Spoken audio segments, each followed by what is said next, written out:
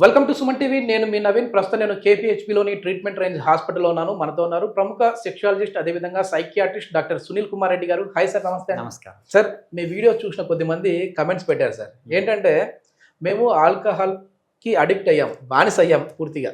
So మరి మేము ఏ మందులు వాడినా సరే అంగస్తంభన సమస్య అనేది వెళ్ళట్లేదు, అంటే ఆ సమస్య అనేది సొల్యూషన్కి దొరకట్లేదు.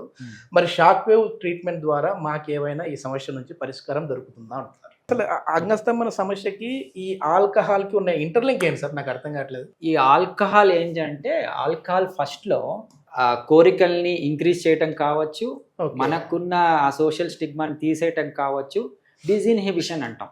కొద్దిగా మోతాదులో తీసుకుంటే ఏంటి అంటే ఆ భయము ఆందోళన తగ్గిపోయి వీళ్ళు సెక్షువల్ యాక్ట్ ఇంక్రీజ్, అంటే శృంగారం అనేది ఈ ప్రిమెచ్యూర్ ఎజాక్యులేషన్ లేకుండా ఇంక్రీజ్ అవ్వడం అనేది జరుగుతుంది. సో ఇదేదో బాగుందని ఆల్కహాల్కి అడిక్ట్ అవ్వటం, అంటే ఆల్కహాల్ తీసుకొని సెక్షువల్ యాక్ట్కి వెళ్ళడం అనేది కొంతమంది చేస్తూ ఉంటారు. పాపం ఇది ఫస్ట్లో వాళ్ళకి ఉపయోగపడ్డట్టు ఉన్న చివరికి ఏమవుతుందంటే ఆల్కహాల్ తీసుకోకుండా వాళ్ళకి ఎరెక్షన్స్ రావు, సెక్షువల్ యాక్ట్ కోటి ఉండదు. సో ఫైనలీ వీళ్ళు ఏం చేస్తారంటే ఈ ఆల్కహాల్ తీసుకొని దాంతో పాటు వయాగ్రా కలపటము, సో ఇట్లాంటివి చేస్తూ ఉంటారు. సో ఫైనలీ వాళ్ళకి ఆల్కహాల్ తీసుకున్నా వయాగ్రాలు తీసుకున్నా వాళ్ళకి పని చేయకుండా అంగం అనేది స్తంభించదు. అంటే కోరిక ఉంటుంది, అంటే సెక్షువల్ డిజైర్ ఉంటుంది కొంతమందిలో, బట్ ఎరెక్షన్స్ అనేటివి రావు. సో ఫస్ట్ దీంట్లో ఏంటంటే ఆల్కహాల్ని తీసేసేయాలి, అంటే డీఅడిక్ట్ చేయాలి. వాళ్ళకున్న ఇంటాక్సికేటెడ్ స్టేట్ నుంచి వాళ్ళని బయటకు తీసుకురావాలి. సో ఫస్ట్ డీఅడిక్ట్ చేసుకొనేసి ఈ అంగస్తంభన సమస్యలను మనం ఈజీగా కరెక్ట్ చేయాలి. సో మీ దగ్గరికి ఇట్లాంటి పేషెంట్స్ వచ్చారండి? అంటే పూర్తిగా నేను మందుకు అడిక్ట్ అయిపోయాను, సో దీని నుంచి నన్ను కాపాడండి అని వచ్చిన వాళ్ళు ఉన్నారండి? Usually yes. నేను ఒక కేసు ఇక్కడ చెప్పాలనుకుంటున్నాను. ఇతను ఏంటి అంటే లేబర్ అంటే ఒక 42 years బాగా పనిచేసే లేబర్ ఏం చేస్తారు పాపం, బాగా శారీరకంగా ఫిజికల్గా కష్టపడి ఇంటికి వచ్చేసి కొద్దిగా ఆల్కహాల్ తీసుకొని సెక్షువల్ యాక్ట్ చేసేవాడు. ఇతనికి వాళ్ళ పార్ట్నర్ ఏం చేసేదంటే ఆల్కహాల్ తీసుకుంటే అంగస్తంభన వస్తుంది, వాటెవర్, వాళ్ళ శృంగార జీవితం బాగుంది అని చెప్పేసి ఆవిడ కూడా ఎప్పుడు డినే చేసేది కాదు, ఆల్కహాల్ ఆపేది కాదు. సో ఇతను ఏంటి అంటే ఆల్కహాల్ తీసుకొని సెక్షువల్ యాక్ట్ అనేది పాపం ఫస్ట్ నుంచి అలవాటు చేసేసుకుంది. సో ఫైనల్ నా దగ్గరకు వచ్చింది ఏంటి అంటే డీఅడిక్ట్ కావడానికి, అంటే ఆల్కహాల్ నేను తీసేసేయాలి. కానీ చిన్నగా అతని సమస్యలు ఒకటి చూస్తూ ఉంటే బేసిక్ మేజర్ సమస్య ఏమైందంటే ఇతనికి ఎరెక్టైల్ డిస్ఫంక్షన్, అంగం స్తంభించడం లేదు. సో అతను సైకలాజికల్గా ఏంటి అంటే నేను ఇంకా పనికిరాను, నా జీవితం వేస్ట్ అనే డిప్రెషన్కి వెళ్ళిపోయి అడిక్షన్, అంటే ఆల్కహాల్కి అలవాటు పడిపోయాడు.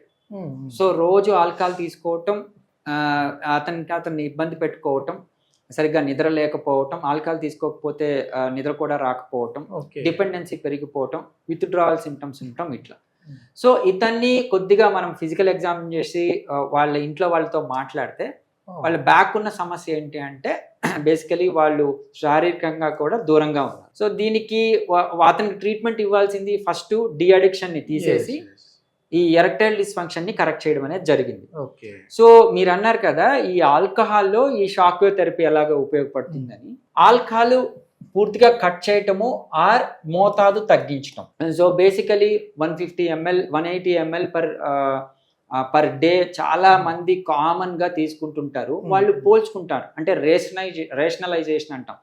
సార్ వాడు మా ఫ్రెండ్ లీటర్ తాగుతాడు, నేను పావు లీటరే తాగుతున్నాను, నాకే వచ్చింది ఏంటి సమస్య.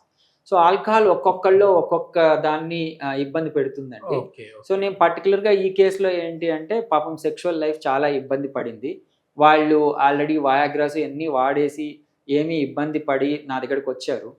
సో నేను వాళ్ళకి చిన్నగా డీఅడిక్షన్ ఇంప్రవైజ్ చేసి ఆల్కహాల్ అనేది వాళ్ళ జీవితంలో నుంచి తీసేసి ఈ ఎరెక్టైల్ డిస్ఫంక్షన్ని ఈ షాక్ వేవ్ థెరపీ ద్వారా, so extra corporeal high intensity shock wave therapy ద్వారా. భయపడలేదా సార్ ఫస్ట్ షాక్ వేవ్ అంటేనే ఏమైనా షాక్ ఇస్తారేమో అని చెప్పేసి? బేసికలీ వాళ్ళు నా దగ్గరకు వచ్చిన సమస్య ఆల్కహాల్ కదా. సో ఆల్కహాల్ని తీసేసినప్పుడు హ్యాపీగానే బాగున్నారు. తర్వాత రాను సిట్టింగ్స్లో ఏంటి అంటే ఈ షాక్ ఎరెక్టైల్ డిస్ఫంక్షన్ కూడా వచ్చింది. అప్పుడు నేను సజెస్ట్ చేశాను షాక్ వేవ్, వాళ్ళకి తెలియదు పూర్తిగా. ఇది రీసెంట్ టెక్నిక్, బాగా ఇంప్రూవ్ అవుతారు, శారీరకంగా కూడా బాగా కలుస్తారు. వాళ్ళు ఫస్ట్ ఈ షాక్ అంటేనే చాలా భయపడ్డారు. ఓకే. సో ఈ షాక్ గురించి వివరించడం జరిగింది. లైక్ ఇది ఎలక్ట్రిక్ షాక్ కాదు, ఏసీ కరెంటు, డీసీ కరెంటు మీకు అంగానికి ఇవ్వటం కాదు, ఒక మసాజింగ్ టెక్నిక్ లాంటి ప్రొసీజరు. దీన్ని అంగానికి డైరెక్ట్గా అప్లై చేస్తాము. సో దట్ అంగంలోని రక్త ప్రసరణ ఇంప్రూవ్ అయ్యి ఈ అంగస్తంభన లోపాలని కరెక్ట్ చేస్తాము. దాని ద్వారా మీ సాంసారిక జీవితం ఇంప్రూవ్ అవుతుంది అని వాళ్ళకి ఎక్స్ప్లెయిన్ చేయడం అనేది జరిగింది. ఓకే. ఇప్పుడు ఇదే విధంగా సిగరెట్ తాగే వాళ్ళు ఉంటారు సార్, స్మోకింగ్ కి అడిక్ట్ అయిన వాళ్ళు. సో నికోటిన్ ఏదైనా కావచ్చు, సిగరెట్ కావచ్చు, బంగ్ కావచ్చు, ఏదైనా. సో అట్లాంటి వాళ్ళకి కూడా యూజ్ అవుతుందండి ఈ షాక్ వేవ్ థెరపీ? ఈ ఎరెక్టైల్ డిస్ఫంక్షన్ కి బేసికలీ ఈ ఆల్కహాల్ అనే కాదు, ఎనీ అడిక్షన్, అడిక్టివ్ మెటీరియల్స్ ఇబ్బంది పడతారు. సో ఈ అడిక్షన్ లో ఉన్న వాళ్ళకి ఫస్ట్ ఆ అడిక్షన్ మెటీరియల్ తీసేసి షాక్ వేవ్ థెరపీ ఇవ్వడం ద్వారా వాళ్ళకి ఈ ఈడీని కరెక్ట్ చేయాలి. ఒకప్పుడు అసలు దీని గురించి డిస్కస్ చేయాలంటే కూడా అసలు ఈ వీడియోలు ఏంట్రా, ఈ వీడియోలు నువ్వు చేసావేంట్రా అని చెప్పేసి అడిగేవాళ్ళు. కానీ ఇప్పుడున్న సమాజానికి అవసరం సార్ ఇది. చాలా మంది డాక్టర్లు కూడా ఏం చెప్తా ఉన్నారంటే పిల్లలకి దీని మీద అవేర్నెస్ లేక సూసైడ్లు కూడా చేసుకుంటా ఉన్నారు. అంటే ఓకే, అంగం స్తంభించలేదు, ఇంకా నేను దేనికి పనికి రానేమో అని చెప్పేసి చేసుకుంటా ఉన్నారు. రీసెంట్ గా ఒక ఆర్టికల్ చదివాను సార్. ఫస్ట్ నైట్ రోజు సెక్షువల్ గా వాడు సరిగా చేయలేదు అని చెప్పేసి వాళ్ళ భార్య ఏదో అనడంతో సూసైడ్ చేసుకున్నాడు ఒక రోజుకే.